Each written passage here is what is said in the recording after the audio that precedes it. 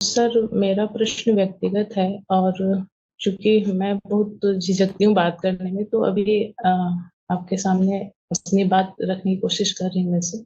Sir, sir मैंने महसूस किया है, अभी मेरी उम्र सर 35 वर्ष है। अब तक मैंने मतलब इतना जीवन जो देखा मैंने, उसमें ये देखा कि हमेशा एक समय पे एक विपरीत लिंगी की आवश्यकता महसूस होती है। सर, मुझे उससे कुछ चाहिए नहीं होता कि कुछ लेकिन वो मौजूद हो कि हाँ, कोई एक विपरीत लिंगी है। अ, और वो नहीं है तो मैं अधूरा सा महसूस करती हूँ। और सर, उसके होने भर से कि हाँ कोई है, इतना एहसास है, वो वन साइडेड ही था। मतलब अब तक जो रहा जब, तो वो काफी लंबा था और सर एक वन साइडेड ही था। और मुझे पता था कि इसका इसमें कुछ मुझे मिलेगा नहीं, लेकिन उससे एक सहारा भर महसूस होता है। और उसमें मैंने बहुत कुछ, मतलब पढ़ाई में भी मैं कुछ कर पाई, नौकरी के लिए भी हिम्मत बंधी कुछ आगे करने की। तो वो सहारा भर वो क्यों ऐसा है कि कोई पुरुष होगा तो हिम्मत आएगी, नहीं तो फिर ऐसा लगता है जैसे नहीं है कुछ जीवन में। और फिर ऐसा भी लगता है कि अगर उसकी तरफ से मुझे एक काल्पनिक ही जो सहारा महसूस हो रहा है, वो कभी ऐसा सामने आ गया कि वो मुझे धुतकार रहा है कुछ ऐसा, तो वो उस समय मैं बहुत टूट, मतलब वो मानसिक तौर पे मुझे झेलना पड़ा। तो और फिर अभी भी ये सारी चीजें हैं, मतलब वो दूसरा कोई व्यक्ति, दूसरे किसी व्यक्ति को लेके। तो सर, ये ऐसा क्यों है? मतलब मुझे पता होता है कि कुछ हासिल नहीं होगा, लेकिन उसकी मौजूदगी मैं क्यों चाहती हूँ कि जीवन में कोई एक हो, एक सहारे के तौर पे।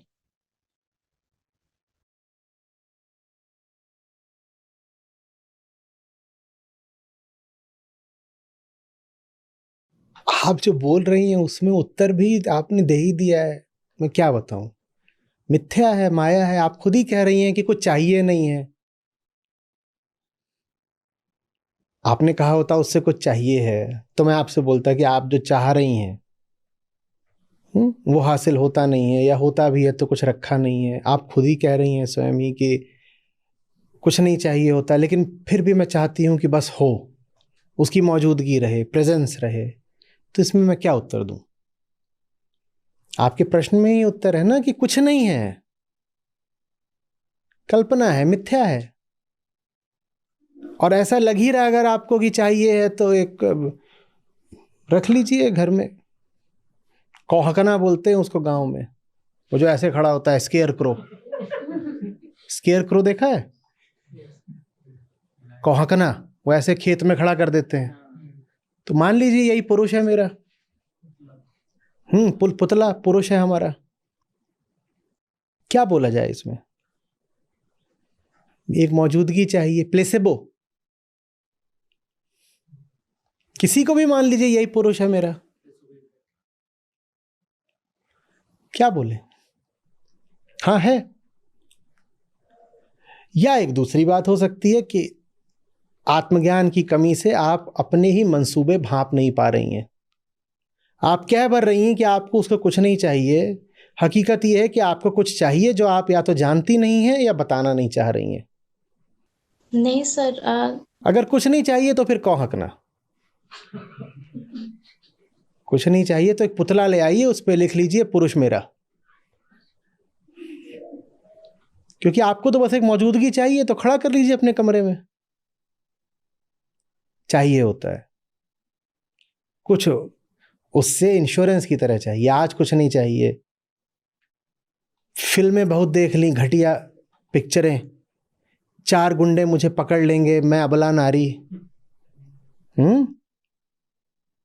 अबला जीवन हाय तुम्हारी यही कहानी, आंचल में है दूध और आंखों में पानी। मैं छोटी सी नारी, आ गया गुंडा पकड़ ली सारी। हम्म। फिर वो कूदेगा, मेरे सपनों का व्यापारी। और सबको ऐसे एकदम रजनीकांत की तरह, दो को घूंसे मारे, चार को लात मारी। यही सब होता है और क्या। आज काम नहीं आ रहा, आपातकाल में काम आएगा। कभी ना कभी तो कोई गुंडा आएगा ना, सारी खींचेगा। तब वो द्रौपदी के कृष्ण की तरह मेरी लाज रखेगा। यही सब होता है, कुछ नहीं। कहानियां, तथ्य बता रहे हैं कि आपको आवश्यकता नहीं है, आप स्वयं ही स्वीकार कर रही हैं कि नहीं, जरूरत तो कुछ भी नहीं पड़ती, लेकिन दिमाग में कहानियां बैठी हुई हैं, फितूर। कुछ समाज ने बैठा दी है, अब स्वार्थ ने पकड़ लिया है उनको। बाहर समाज है, भीतर स्वार्थ है। समाज ने कहानियां दी और स्वार्थ ने उन कहानियों को झट से लपक लिया कि मर्द तो होना चाहिए ना, मर्द नहीं तो दर्द होगा जीवन में। ये आपकी तरफ से नहीं है, मर्दों को भी यही है कि नहीं उससे चाहिए तो कुछ नहीं है, पर अगर एक होती तो अच्छा। तुम्हें उससे कुछ चाहिए नहीं है झुन्नू, तो जैसे ही धनिया फिर आई तुम्हारी जिंदगी में तो 1 साल में कैसे आ गया नुन्नू? तुम तो बोल रहे हो तुम्हें उससे कुछ चाहिए नहीं था। जब कुछ चाहिए नहीं था तो ये नुन्नुआ कहां से आया? तो जाहिर सी बात है कि चाहिए तो था। नुन्नू का पैदा होना बता रहा है कि तुम्हें उससे क्या चाहिए था, पर तुम स्वीकारोगे नहीं। ये तुम्हारी नैतिकता है, कोरी नैतिकता, पाखंडी नैतिकता, कि तुम स्वीकारोगे भी नहीं कि तुम्हें धनिया से क्या चाहिए था। तुम बोलोगे नहीं कुछ चाहिए नहीं होता है, वो एक बस यूं ही अकेलापन होता है, एक हमसफर चाहिए होता है जिससे हम अपने जज्बात बांट सकें। इस तरह की बहुत सी बकवास हमें रोज लिखी हुई आती है, कभी ईमेल पर आती है, कभी वीडियो पे कोई कमेंट करेगा। ये सब खूब होता है कि अरे आप क्या जानो प्रेम। आप तो कहते हो बार बार कि प्रेम माने सिर्फ सेक्स होता है। प्रेम माने होता है कि जिंदगी में कोई हो हमारी तन्हाइयों में हमसफर, हाँ, कंपेनियनशिप, सोलमेट, हाँ, साथी। मैं तो भी एक बात पूछ रहा हूं झुन्नू से, जब तुझे कुछ नहीं चाहिए था तो नुन्नू कहां से आया?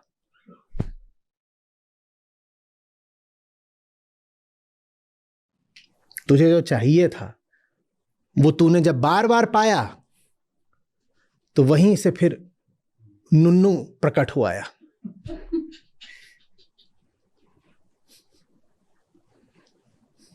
ठीक बोल रहा हूं?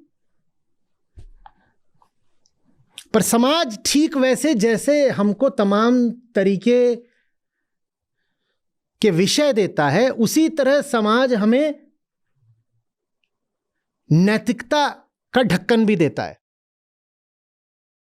बिल्कुल वैसे जैसे कानून कहता है, हाँ भाई, वहां देखा रहता है कि सरकारी भांग की दुकान,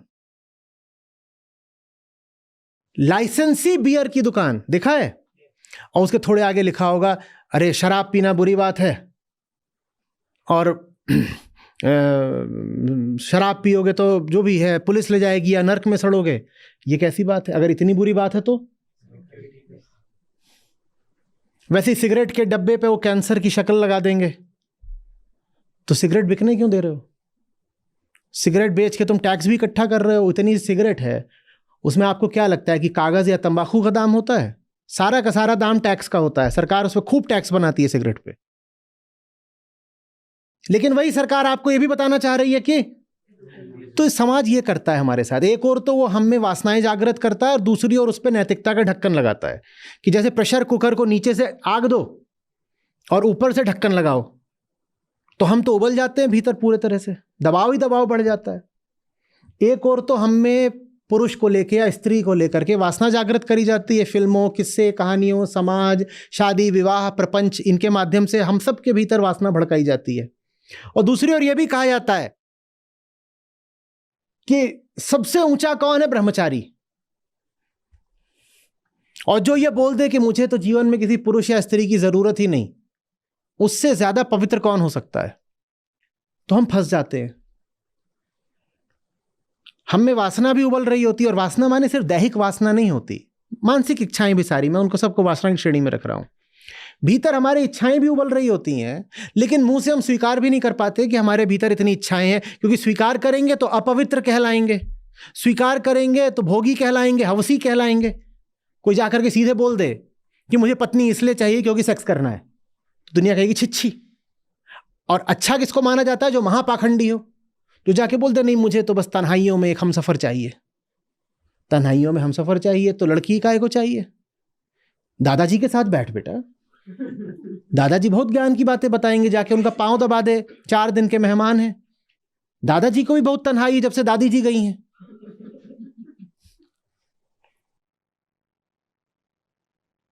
ठीक, तो ये होता है। तो इस मारे हम कभी स्वीकार भी नहीं कर पाते कि मूल बात क्या है। मूल बात वही है, फिल्मी इच्छाएं और कुछ नहीं, कुछ और नहीं है, फिल्मी इच्छाएं, जिसमें मैं नहीं कह रहा हूं कि सिर्फ सेक्स है। बुरा लग जाता है, खासतौर पे महिलाओं को मैं बोल दूं, कोई महिला बोले मुझे पुरुष चाहिए, मैं बोल दूं सेक्स के लिए चाहिए, तो बहुत बुरा मानती हैं।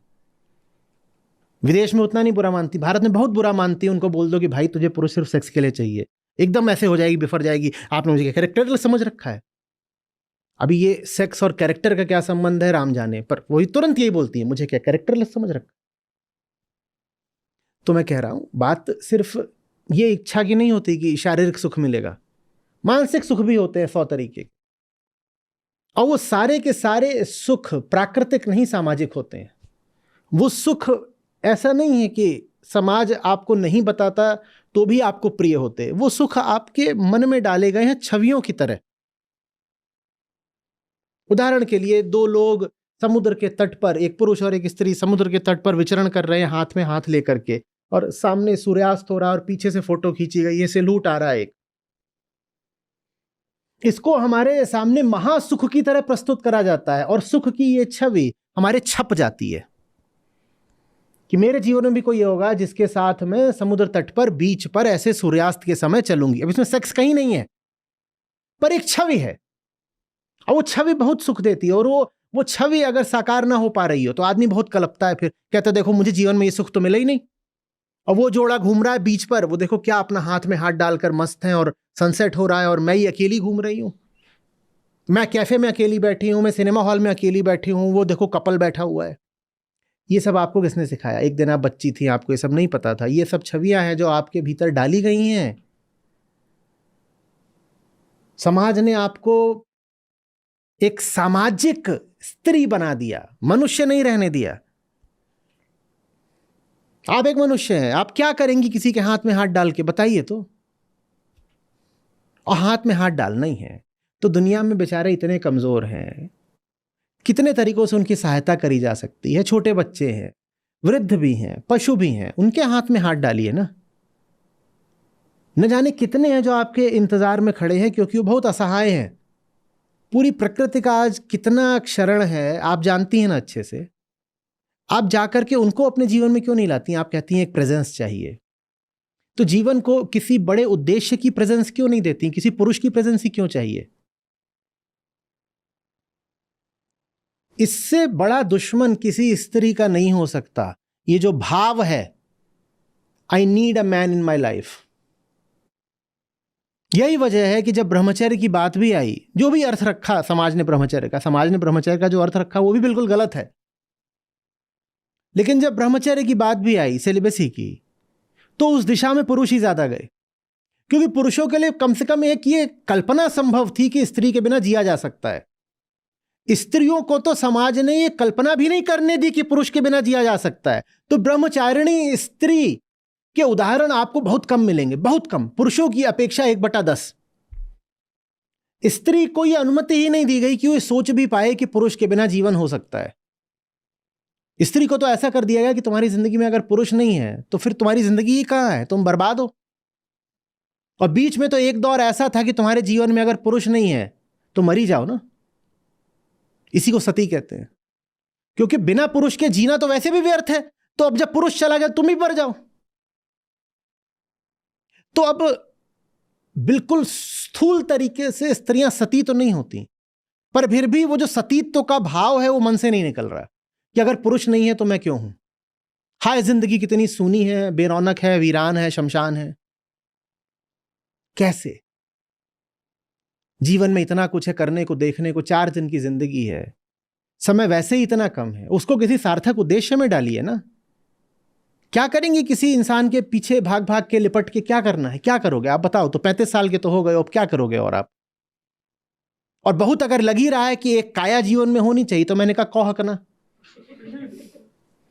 उसको ले आके कमरे में खड़ा कर लीजिए कि जे रहा मेरा साधुर, ऐसा पुरुष हमारा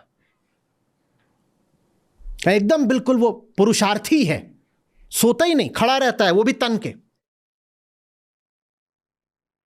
दिन रात कर्तव्य निभाता है अपना। ऐसा पुरुष किसी और को मिलेगा?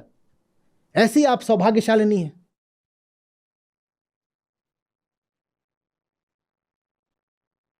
मैं बार बार पूछा करता हूं अपनी भाषा में, जोड़ीबाजी के लिए पैदा हुए हो, ये तुम्हें किसने सिखाया? जोड़ी में जूते पाए जाते हैं, तुम्हें किसने सिखाया कि बिना जोड़ा बनाए जीवन नहीं सार्थक होगा? ये तुम्हें किसने सिखाया? पर तुम मानते ही नहीं। यहां तक कर दिया कि हमने अपने ऊंचे से ऊंचे नामों को भी जोड़े में स्थापित कर दिया, हमने उनके जोड़े बना दिए। तो फिर कबीर साहब हमारे गाते हैं, माया महा ठगनी हम जानी।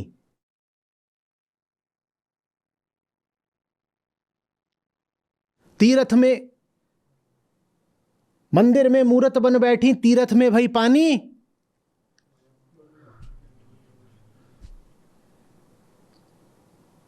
हरि के भवन भवानी और शिव के यहां शिवानी। उन्होंने कहा ये जो तुमने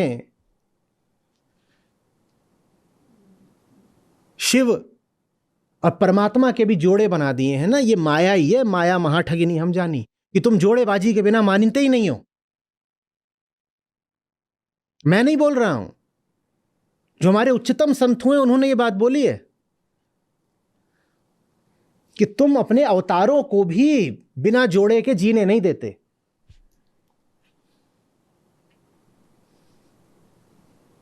जहां जोड़ा कुछ भी नहीं होगा वहां भी तुम जोड़ा उठा लाओगे, बना लोगे, कल्पना कर लोगे, कुछ बैठा दोगे।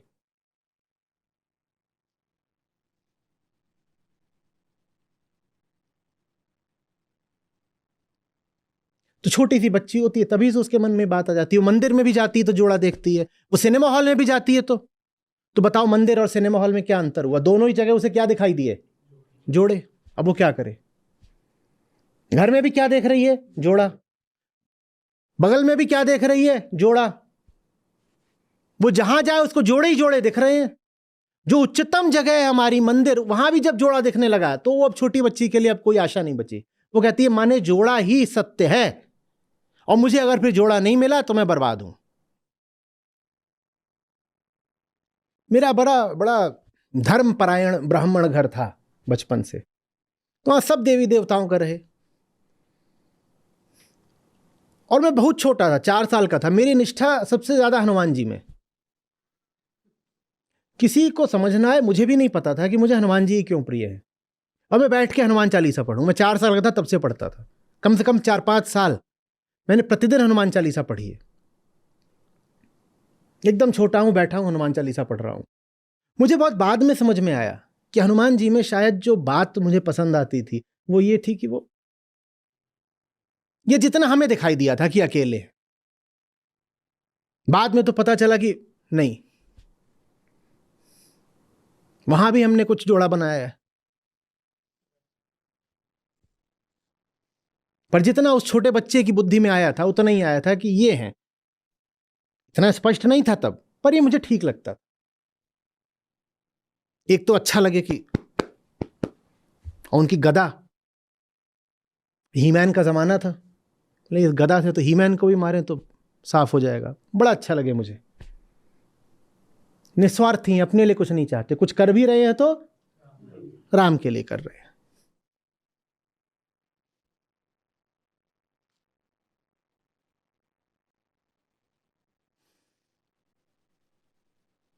और हम इतने पर भी नहीं रुके कि हम बस जोड़ा बनवा दें, फिर हम वहां पूरा कुनबा खड़ा करते हैं। देखा है?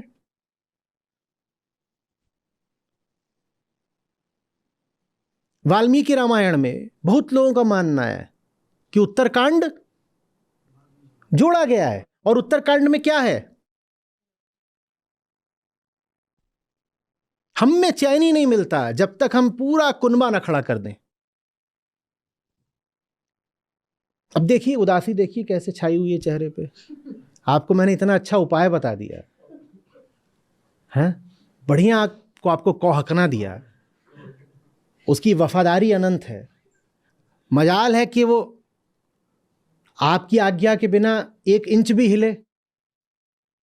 ऐसा पुरुष तो किसी भी स्त्री का सपना होता है ना, मैं कहूंगी चल तो चलेगा, मैं कहूंगी रुक तो रुकेगा, मैं कहूंगी खड़ा हो जा, खड़ा हो जाएगा, बैठ जा। ऐसा दिया आपको पुरुष, कौहकना। अब क्या उदासी है बताओ? हाँ, ये टेडी बियर रख लो। बहुत सारी लड़कियां होती हैं छोटे से ही उनको टेडी बियर के साथ सोती हैं। Teddy bear.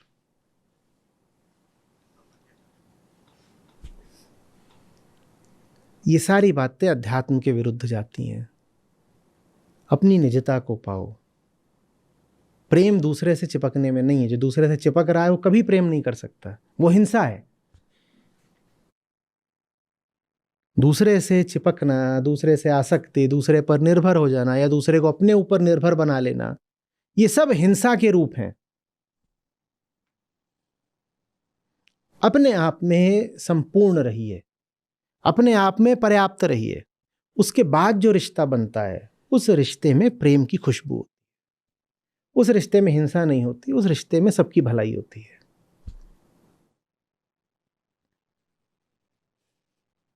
मैं तो सोच रहा था और बोलूं, देखो इन्होंने जल्दी से हाथ जोड़ लिए।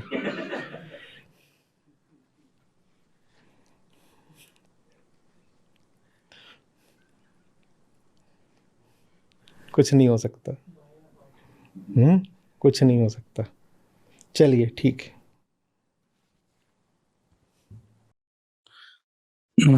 अच्छा जी, अभी कुछ महीनों से मैं भी थोड़ा तनाव से गुजरा हूँ। मैं थोड़ा आसक्त हो गया था कि अपना उम्मीद, जो आगे वाले से जो उम्मीद रहती है वो उम्मीद कभी पूरी नहीं होती, क्योंकि चोली जार बोलते हैं, ये कभी ख़त्म नहीं होती है। और मैं जो देख रहा हूँ, मैं अकेला नहीं हूँ ऐसा। मैं, मेरे जैसे बहुत है। मैं जैसा अभी स्विमिंग क्लास जाता हूँ, उसमें भी जो कोचिंग लगाए हो, उसमें जो कोच है वो ज़्यादा, मैं पैसे दे के भी उनको एज ए कोच लगाया हूँ, फिर भी मुझ पे ध्यान नहीं देते। लेकिन जो लड़कियां रहती है, उनके पास बराबर चले जाएंगे, या बिना वो पूछ भी नहीं रहे फिर भी उनको जान उसके उनको गाइडेंस मिलेगा, सब मिलेगा, और हम अलग ही बैठ जाए। मैं अलग ही हूँ, जिन्हें पैसे दे के भी हमने लगाया। या आप जिम में भी जाओ, वहाँ पे भी सेम है। आप उनको, अपना जो पर्सनल ट्रेनर भी है, वो फिर भी आप रुकिए ऐसा बोल के फट से चला जाएगा। वो कोई वुमन है या लेडीज है उसके पास, उसको जानबूझ के कहीं उसके अंगों को हाथ लगाएगा, या जो भी आपत्तिजनक ऐसे कुछ हाथ वाथ लगाना। ये मैंने देखा कि ये सब, ये ऐसा हमें भी लगता है, हमें भी, मुझे भी कुछ न कहीं वो कामना है कि मैं भी ऐसे कुछ हाथ लगाऊं। मुझे भी कहीं ना कहीं ये इच्छा उठती है, तो मतलब ये भी मेरे जैसी ही है। अभी तक क्या, यानी मुझे ये क्या खत्म होंगी, या इसका कुछ इलाज है दूसरा, ये समझ में नहीं आ रहा। इलाज ये है कि ट्रेडमिल पे चढ़ जाओ, 20 मिनट दौड़ो और अपने लिए वहाँ पे टारगेट सेट करके रखो कि 5 किलोमीटर दौड़ना है और 500 किलो कैलोरी जलानी है। जब हफर हफर करोगे तो लड़की खुद ही नहीं याद आएगी। ये तो तभी कर सकते हो जब जिम में नाकारा वेले घूम रहे हो, तभी लड़कियों को देखोगे। जिम में घूमने जाते हो, जो शोल्डर प्रेस मार रहा हो, लेग प्रेस कर रहा है, चेस्ट प्रेस ले रहा है, छाती पे 50 किलो जिसने वजन ले रखा है, उसको लड़की का अंग कहाँ से दिखाई देगा? या दिखाई देगा? ये तो उसी को दिखाई देगा जो वो खड़ा हो गया है और वैसे ऐसे बस अपना कर रहा है। मैं स्ट्रेचिंग कर रहा हूँ, स्ट्रेचिंग करते हुए वो लड़कियों को देख रहा है। जिम में काहे के लिए जाते हो? बात सार्थक उद्देश्य की होती है ना जीवन में। जिम जाने का उद्देश्य क्या होता है? जिमिंग करना। तो जिमिंग करो ना, उसमें लड़की कहां से आ गई? स्विमिंग करो ना, उसमें लड़की कहां से आ गई? और स्विमिंग करते हुए लड़की को देखो, डूब जाओगे।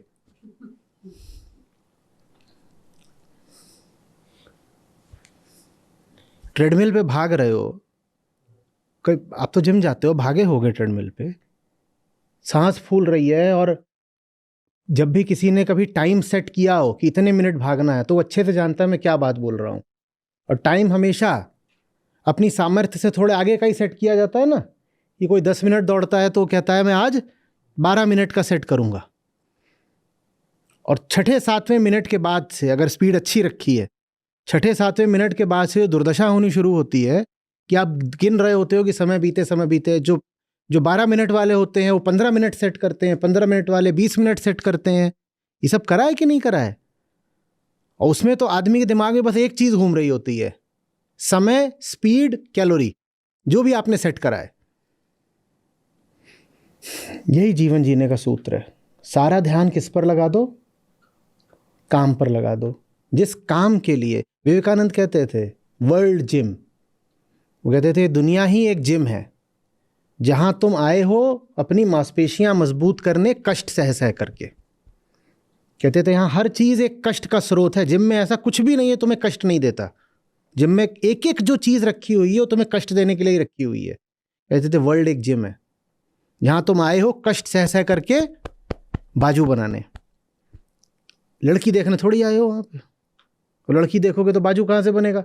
हाँ, लड़की का बाजू बन जाएगा, वो तुम्हें नहीं देख रही है। वो अपना वजन उठा रही है, तुम उसको देखो।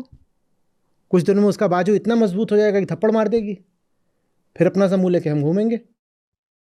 यही होता है दुनिया में। जो अपने काम पे ध्यान देते हैं वो मजबूत हो जाते हैं, जो काम पे ध्यान नहीं देते वो वैसे ही पीछे छूट जाते हैं। ट्रेनर भी ऐसा अपना धंधा गंवाएगा, क्योंकि जिम में ज्यादा तो लड़के ही जाते हैं। मान लो लड़के लड़कियां बराबर भी जा रहे हैं, पर अगर ये बात बिल्कुल जाहिर हो गई, सब देखने लग गए कि ये साहब एक वर्ग पर ज्यादा ध्यान देता है, एक लिंग पर ज्यादा ध्यान देता है, तो ऐसे ट्रेनर को कोई हायर करेगा? आपको किसी दूसरे ट्रेनर का विकल्प मिलेगा, आप उधर चले जाओगे ना, कहोगे ये तो लड़कियों पर ध्यान देता है, हम पे ध्यान ही नहीं देता, हमारा पैसा बर्बाद हो रहा है इसके साथ। तो ऐसे ट्रेनर का भी धंधा डूबेगा, ऐसे स्विमिंग कोच का भी धंधा डूबेगा। उनको डूबने दो, आप क्यों डूब रहे हो? इसमें कोई नाइंसाफी की बात थोड़ी है कि मेरा कोच लड़कियों पे ध्यान देता है, मुझ पे नहीं देता। ऐसे कोच का धंधा चलना नहीं है। कितने दिन चलेगा ऐसे का धंधा? और ऐसा कोच जो वासना के कारण लड़कियों पे ध्यान देता हो, इसका स्कैंडल जरूर फूटेगा किसी ना किसी दिन। आए दिन फूटते रहते हैं। कोई ना कोई लड़की होगी जो जरूर शोर मचाएगी, और उससे वो पूरा जिम बंद हो जाएगा कि ये ट्रेनर है और ये लड़कियों को ट्रेनिंग के बहाने परेशान करता है। जिम ही बंद होगा। इसमें आप क्यों अपने आप को फंसा रहे हो? आप वो करो ना जो आपको करना है। ये वर्ल्ड जिम है जहां आए हो आप अपनी मांसपेशियां बनाने। कौन सी मांसपेशियां? मुक्ति की मांसपेशियां, जिनसे आपके बंधन टूटेंगे। आपको क्या करना है और बातों में सोच के? मेरे ऑफिस में गॉसिप होती है, ऑफिस में गॉसिप होती है, तुम्हें पता ही क्यों है? तुम ऑफिस क्या करने गए हो? काम करने गए हो ना। अगर तुम अपने काम में तल्लीन होते, डूबे होते, तन्मय होते, तो तुम्हें उस गॉसिप का पता भी नहीं लगता। तुम्हें पता लग रहा है, इसका मतलब भी यही है कि तुम खुद बहुत आतुर हो रहे हो उस गॉसिप में शरीक होने को। नहीं तो पता ही क्यों है इन बातों का? हो रहा होगा, हमें क्या पता। मैं इतना ज्यादा इस ट्रेडमिल में जूझ गया हूं कि मेरे दाएं बाएं क्या हो रहा है मुझे क्या पता। मुझे क्या पता। और अब तो ट्रेडमिल आती है, उनमें सामने स्क्रीन लगी होती है, कान में ऐसे तुम दो अपने लगा लो, कुछ सुनना है तो सुन लो, सुनाई भी नहीं पड़ेगा कि बाकी जगह बातें क्या हो रही हैं। आगे स्क्रीन है, उसमें जो देखना है 15 मिनट 20 मिनट के लिए वो देखने को लगा लो। मतलब क्या है? इसे संगति कहते हैं। तुम चुनो ना तुम्हारी संगति क्या होगी। ट्रेडमिल का मतलब है अपने आप को कर्म में पूरी तरह से झोंक देना, और सामने स्क्रीन है और यहां पर ईयर प्लग्स हैं। इसका क्या मतलब है? अपनी संगति में विवेक से फैसला करना। मुझे सब सुनना ही नहीं इधर उधर का। मैं तय करूंगा कि ये मेरी इंद्रियां क्या सुनेंगी और ये मेरी इंद्रियां क्या देखेंगी। तो वर्ल्ड जिम है, तुम अपनी ट्रेडमिल चुनो और अपने आप को वहां आहुति की तरह झोंक दो। तुम्हें इधर उधर और कुछ देखने की जरूरत नहीं है। कौन लड़की, कौन ट्रेनर, दुनिया जहान का बवाल। यहां तो प्रपंच चारों ओर, जितना देखोगे उतना फंसोगे। तुम अपने काम पे ध्यान दो।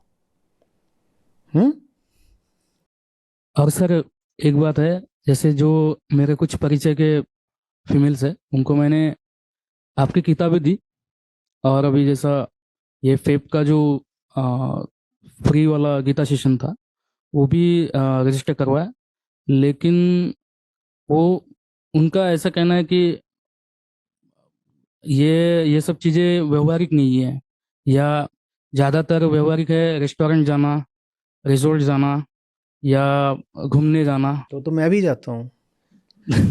इसमें व्यवहारिक अव्यवहारिक की क्या बात है? किताबें देना, उनके यानी फूल देना, जैसे बोलते हैं ना, एक मैंने कुछ सुना था कि जो आपका हितचिंतक होगा, आपका ही वीडियो था, वो आपको फूल की जगह, गुलाब की जगह बुक्स देंगे। तो वो सब चीज़ें उनको समझ में नहीं समझ में आती तो आप क्यों परेशान हो? एक मशीन काम नहीं कर रही है, दूसरी मशीन पे काम करो। या ये बोलोगे कि इस जिम की ये मशीन काम नहीं करती तो नहीं करूँगा। आपको चेस्ट की एक्सरसाइज करनी है, आपको लेग्स की करनी है, वो एक नहीं 4 मशीनों पे 4 अलग-अलग तरीके से हो सकती है, आप कर लो। और कई बार जब कोई मशीन नहीं होती है, आप घर में हो तो भी हो जाता है। फ्री वेट ट्रेनिंग भी होती है। लेकिन सर अगर वो मशीन परमानेंट चिपक गई है आपके साथ तो? आप कुछ नहीं चिपकता। आज क्या समझाया है? ये इन्होंने कौन सी बात कर दी? ये इन्होंने बात कौन सी करी अभी अभी? बाल वैराग्य वाली बात करी है कि बाहर वाले ने आके पकड़ लिया है, कोई नहीं चिपकता, तुम चिपकते हो। ये ऐसी सी बात है, अरे मैं क्या करूं, ट्रेडमिल मुझे दौड़ा रही है। मैं क्या करूं, ये ट्रेडमिल मुझे दौड़ा रही है। अच्छा, बटन किसके हाथ में है? ट्रेडमिल का बटन तुम्हारे हाथ में है या तुम्हारा बटन ट्रेडमिल के हाथ में है? ट्रेडमिल का बटन हमारे हाथ। हाँ तो दबाओ ना। ट्रेडमिल ने क्या किया है? जो करा है तुमने करा है, क्योंकि एकमेव कर्ता अहंकार होता है। जगत कर्ता नहीं होता, अहंकार कर्ता होता है। आपने एक बात बोली थी, विवाह जो लीगली भी चिपक जाता है आदमी, वो उससे निकलना बहुत मुश्किल हो जाता है। मुश्किल तो सभी कुछ है, असंभव कुछ भी नहीं है। लीगली बोला तो, मुश्किल तो सभी कुछ है। ये गली की वो गली, लीगली की इलीगली, सब। क्या लीगली क्या बोल रहे हो? विवाह कर लिया है गलत विवाह। तो वो जानो, तो मैं नहीं जानता। यहाँ बोल रहे हैं गलत विवाह कर लिया है, घर जाके कहेंगे गलत गुरु कर लिया है। अभी तुम, ये तो, इस पर मेरी कोई टिप्पणी नहीं है। मोटी माया सब तजे, जीनी तजी न जाय। मोटी माया सब तजे, जीनी तजी न जाय। पीर पैगंबर औलिया, जीनी सबको खाए रे साधो, जीनी सबको खाए। माया मन की मोहिनी, सुर नर रहे लुभाए।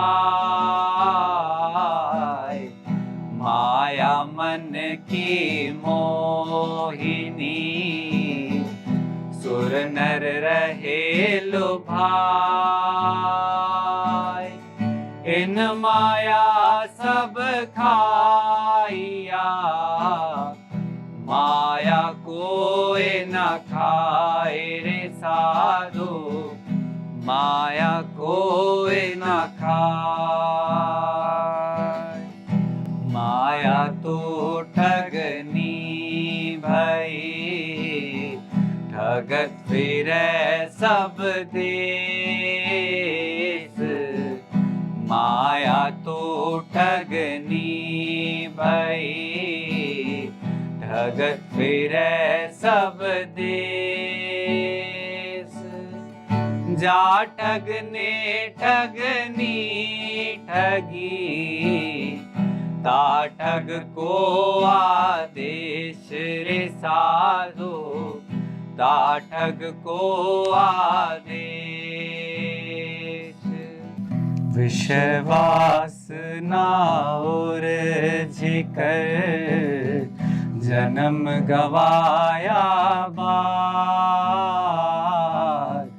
विश्वास ना और झिकर, जन्म गवाया बार। अब पछतावा क्या करे, निज करनी कर याद रे साधो, निज करनी कर याद। माया छाया एक सी, बिरला जाने को। माया छाया एक सी, बिरला जाने को। भगता के पीछे लगे, सम्मुख भागे सोए रे साधो, सम्मुख भागे सोए। माया मरी न मन मरा, मर मर गया शरीर। माया मरी न मन मरा, मर मर गया शरीर। आशा तृष्णा ना मरी, कह गए दास कबीर रे साधो, कह गए दास कबीर।